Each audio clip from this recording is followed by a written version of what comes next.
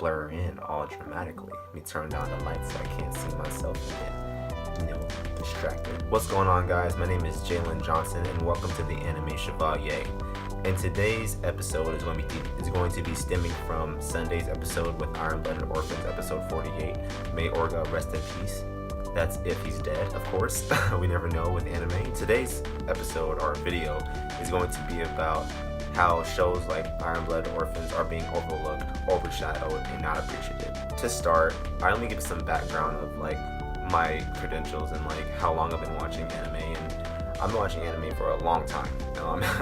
I've been watching old episodes or old cassette tapes of the same episodes of Dragon Ball Z when I was in second and third grade. I discovered streaming when I was in 7th grade, and that was when I was binge watching Naruto and Bleach and One Piece, the big three, that time. And I fell in love with Eka 7, and I fell in love with Code Geass, my favorite anime of all time. And that's when I was watching anime religiously.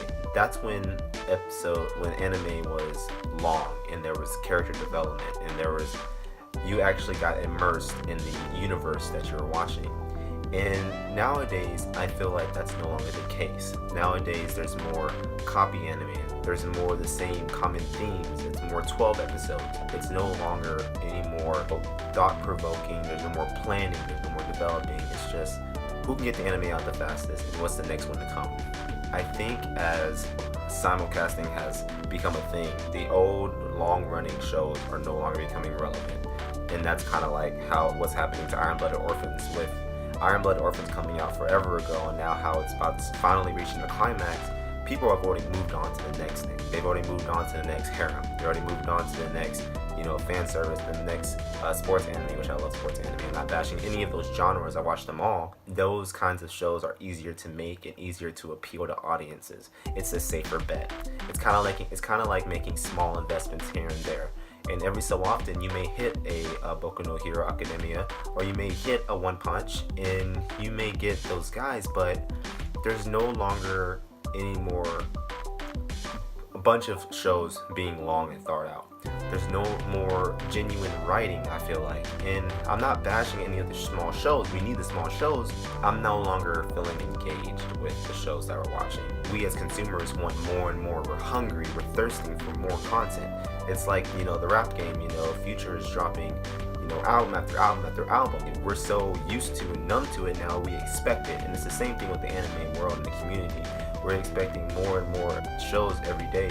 And does it really matter if they're the same or not? I don't know how many seasons it was ago, but it's when it's really caught my eye was when those two shows, I think it was Asterisk and Calvary.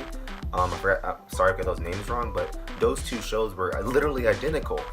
One was just more ecchi than the other. Actually, hell, they were both pretty damn ecchi. But the thing is that, the same theme was going on. There's a boy, there's a Cinderella girl. The Cinderella girl, the boy sees a Cinderella girl like not dressed, and they are pretty much identical plots. There's a battle royale, there's a tournament, there's fighting, and it's all the same. And they literally came out in the same seasons, and they literally were almost identical week to week basis. And it was like watching the same show twice. And that's more and more being the case nowadays. And as an anime fan, I'm not gonna speak for everybody. Everyone's different, but from my opinion, things like that is just I no longer feel immersed in those universes like I did back in the day when Code Geass was out, and Eka 7 and Gurren Lagann and those guys, Samurai Champloo. I can name them all off. Neon Genesis Evangelion, even though it was a trip at the end, how we were developing with Shinji Ikari and those guys, we felt immersed in that, and we were walking with Shinji as he went and talked to his dad, and how he wanted him to notice him, and how he's finally with him, working. I'm not gonna go into Neon Genesis Evangelion, but the fact of the matter is, we will always remember those stories. But will you remember how one harem happened, how this slice of life happened? How you remember how this small, maybe short demonic anime thing happened, how this short detective show happened. We're no longer feeling, God, it's a detective show, I just remember 91 Days, and it's I almost forgot that. And it's I've watched so much now that you're becoming numb to anime, and it's no longer leaving a lasting effect on you and flowing through you like it's a part of you and your experiences. The reason I loved anime so much when I was younger is because it was experiencing another life. that is not yours into another universe. That's why we spend so many hours watching it, because we imagine ourselves in those situations. We imagine those stories as they come to ourselves, and we begin to feel a part of it. But that is no longer the case, and it's really a sad reality. But anyway, that's pretty much what I wanted to talk about.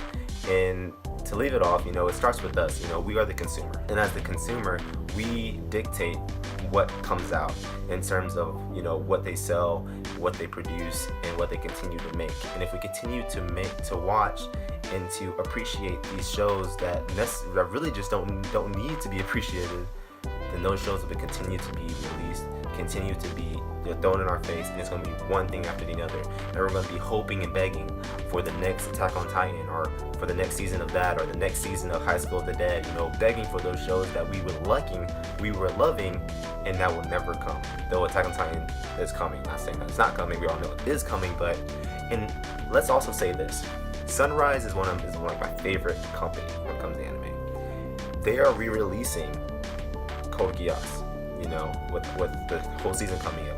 They're doing something with Eureka 7. They are understanding something, and this is all being announced as Iron Blooded Orphans is ending.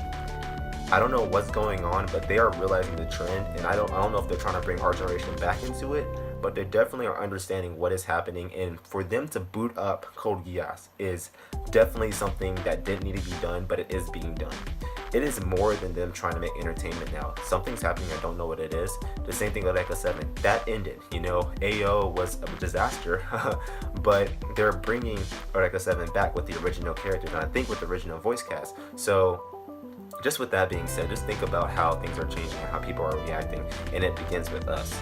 Thank you guys for watching this show, and I hope that you guys continue to watch me. I love talking about this stuff, and I love the feedback and comments that I get, and continue to talk to me, and I want to talk to you guys. So I'll see you next time. Next show will be about the 3 romance that are coming out, or that are out right now, and I really like romance anime. I'm like a romantic.